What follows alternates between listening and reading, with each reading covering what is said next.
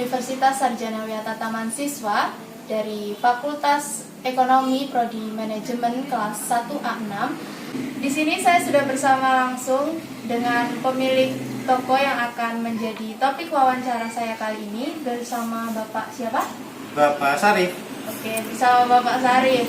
Kalau boleh tahu sebelumnya nama tokonya itu apa ya Pak? Inasel. Inasel. Nah, Inasel ini sudah berdiri sejak tahun berapa kalau boleh tahu? Sekitar 10 tahun, berarti dari tahun berapa tuh? 2010 kalau 10 tahun. Ya, sekitar 2010. Awal mula kenapa Bapak memilih untuk mendirikan toko ini tuh alasannya, motivasinya apa Pak? Ya, yang pertama nggak bisa ke sawah. Karena saya kan bukan asli sini, jadi kan nggak bisa ke sawah. Terus juga ya bisa untuk memenuhi kebutuhan sendiri dulu yang pertama itu kan, nggak belanja ke tempat lain. Jadi punya, jadi intinya cuman itu aja, nggak ada usaha lain selain cuman punya keahliannya ya dagang itu aja.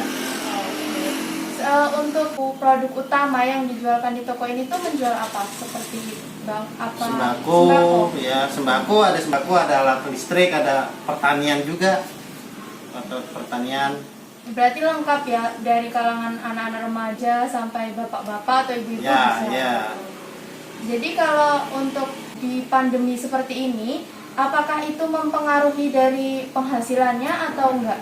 Kalau pandemi seperti ini Pak? Kalau pandemi ya jelas berkurang, cuman dari yang, karena kan banyak kan ya jenisnya ya. Iya. Karena ada kalau yang dari pertanian sama itu nggak pengaruh, cuman kalau yang dari segi sembako kebutuhannya itu ya pengaruh. Itu juga pengaruhnya juga lumayan besar. Masalahnya kan lingkungan pariwisata, nggak ada pariwisata, lingkungan anak sekolah, nggak ada orang sekolah, itu juga kan pengaruh. Oh iya. Apalagi ini dekat sama area sekolah SMK, SD, jadi mempengaruhi anak-anak yang sering beli di sini. Ya, gitu. itu untuk yang ininya aja, untuk segmen yang sembakonya ya. Cuman kalau yang untuk yang pertanian itu ya stabil. Oh, stabil, syukurlah kalau gitu. Kalau untuk selama 10 tahun toko ini berdiri tuh sebenarnya pasti banyak rintangan yang dihadapi oleh toko ini ya Pak. Menurut Bapak, motivasi yang bisa Bapak sampaikan supaya seseorang bisa melewati rintangan-rintangan dalam membuka usaha itu gimana Pak? Yang pertama ya sabar aja, sabar, teliti.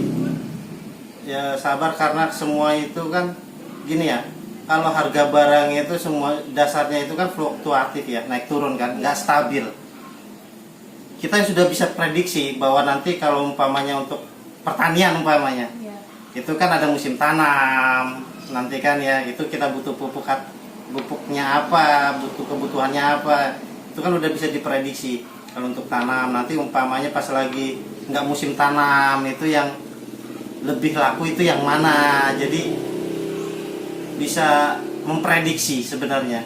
Dilihat dari kebutuhan dari sekitar ya. Ya, terus juga kalau umpamanya kalau untuk anak-anak sekolah musim awal ajaran baru itu kebutuhannya juga apa gitu loh. Itu jadi itu bisa memprediksi kapan kebutuhan masyarakat itu, jadi ngaturnya enak, jadi modalnya itu muternya dari situ. Jadi umpamanya bulan Desember, November, Desember, Januari itu musim tanam. Ya kepentingannya kita benih ya kan, pupuk, ya segala macam alat pertanian. Itu nanti kalau udah musim-musim panen, itu juga kan kebutuhannya juga kan lain lagi. Oh, berarti menyesuaikan dengan kebutuhan lingkungan sekitar. Gitu. Nanti kalau sama juga nanti pas musim ajaran baru kebutuhannya umpamanya alat tulis. Jadinya jadi kayak gitu. Kalau misalkan untuk di sini sistemnya kan seperti stok gitu ya Pak, seperti kelihatannya. Ya. Nah kalau misalkan sebuah barang terus dalam waktu periode seperti misalnya kadaluarsa itu apakah berdampak kerugian yang besar jika belum terjual Pak? Gini ya. Saya kan awam ya kalau untuk masalah stok itu kan. Cuman punya prinsip begini, biasanya suatu barang ini kalau dia baru itu kan masa kadaluarsanya itu biasanya rata-rata 2 tahun. Oh, berarti Setiap barang. Kalau itu keluaran baru, karena saya kan barangnya itu kebanyakan langsung dari produsennya. Dari produsennya itu. Jadi nggak kelamaan numpuk di gudang. Kalau di grosir, kalau kita belanja di grosir itu kan kebanyakan kadang dia itu udah numpuk di gudang kan. Oh iya. Kalau saya ambil dari situ, saya udah punya perkiraan ini 2 tahun ke 2 depan tahun masih bisa. ke depan saya harus sudah habis. Jadi saya itu belanja kira-kira dalam 1 tahun ini harus habis. Oh, gitu. berarti target ya Pak? Ya, di Dalam target. Karena kan nggak stabil, langsung sering naik kayak gitu. Terus juga saya punya pendapat begini, kalau barang itu pasti naik, terus juga keuntungan seorang pedagang itu bukan cuma dari membeli terus menjual, tapi nyetok barang. Tapi dari stok barang untuk menghindari kelangkaan barang. Oh iya, betul sekali. Jadi kayak gitu. Jadi Kalau stok nggak terlalu bermasalah ya Pak? kalau stok sebenarnya enggak, kita udah bisa prediksi. Kebutuhan stok itu yang paling sulit itu kan pasti tahun baru sama lebaran. Oh iya, jadi naik ya harganya? Ya, bukan nggak naik, bukan naik. Harga itu stabil sebenarnya. Cuman siapa yang punya stok banyak, grosir yang punya stok banyak, dia kan bisa mainin harga. Oh, Naikin harga iya, gitu. benar. Tapi kalau warung-warung, kalau saya kan udah pengalaman 10 tahun kan. Iya. Jadi udah bisa memprediksi kalau mau lebaran itu sekitar 3 bulan sebelum lebaran atau sebulan sebelum puasa itu udah harus mulai nyetok barang. Oh.